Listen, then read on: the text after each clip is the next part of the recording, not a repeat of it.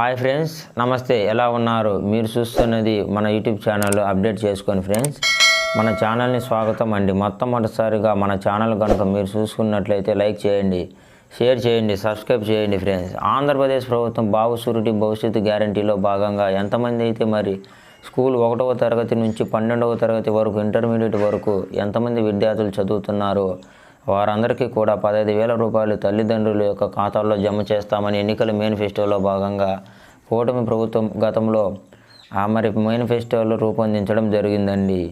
అయితే ప్రభుత్వం అయితే అధికారం అయితే చేకూర్చి ఒక 6 మాసాలు దాటుతూ ఉంది. అయితే ఇప్పుడు రాష్ట్ర ప్రభుత్వం అసెంబ్లీలో మరి యొక్క విద్యార్థుల కోసం ప్రత్యేకంగా గతంలో అమ్మఒడి అనేటువంటి పేరు ఉండేదండి. ఆ పేరును మార్చి ఇప్పుడు తల్లికి వందనం అనేటువంటి ఒక పేరు అయితే మార్చడం జరిగిందండి. విద్యార్థులకు ఈ డబ్బులు పడాలి, రైతు తల్లిదండ్రుల యొక్క ఖాతాల్లో డబ్బులు జమ కావాలంటే ఖచ్చితంగా ఇవి పాటించాలి.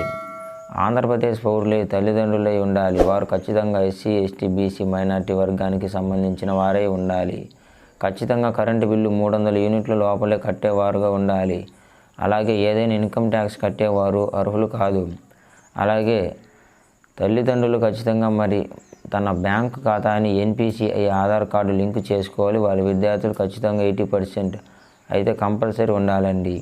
అలాగే ఇలాంటి వారు మాత్రమే ఆంధ్రప్రదేశ్ రాష్ట్ర ప్రభుత్వం ప్రతి ఒక్కరికి కూడా తల్లుల ఖాతాల్లో ఒకే ఇంట్లో ఎంతమంది విద్యార్థులు ఉంటే వారందరికీ కూడా మన డబ్బులు జమ చేస్తామని చెప్పడం జరిగింది.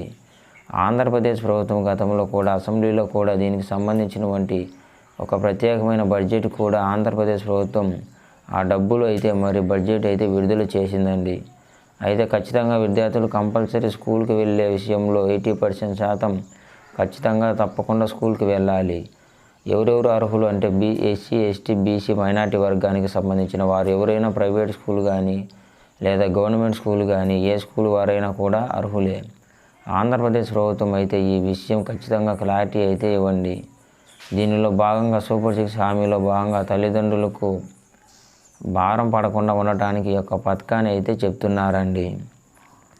తల్లికి వందనం పథకానికి ఇప్పటికే 5 కోట్ల రూపాయలు అయితే విడుదల చేయడం జరిగింది. మన సీఎం చంద్రబాబు నాయుడు గారు కేబినెట్ మీటింగ్లో అయితే చెప్పారు. అలాగే ఈ వీడియో మీకు నచ్చినట్లయితే లైక్ అండ్ షేర్ చేసి సబ్స్క్రైబ్ చేసుకోండి.